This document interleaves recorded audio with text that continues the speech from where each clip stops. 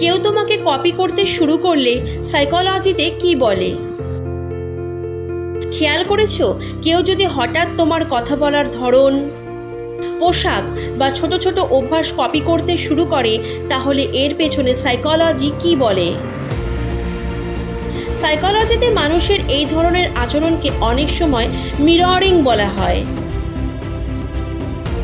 আমরা অবচেতনভাবে এমন মানুষদের আচরণ অনুকরণ করে থাকি যাদের সঙ্গে আমরা কন্ট্যাক্ট করি, অ্যাডমায়ার করি অথবা যাদের কাছ থেকে প্রভাবিত হই। তাই কেউ তোমাকে কপি করছে মানে সে তোমাকে পছন্দ করে এমনটা নিশ্চিত নয়।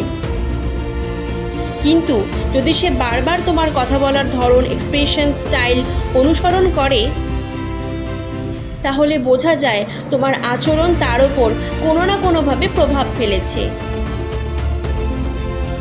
তোমার জীবনে এমন কেউ আছে যে তোমাকে একটু বেশি কপি করে? নাম বলবে না, শুধু কমেন্টে লিখো আছে।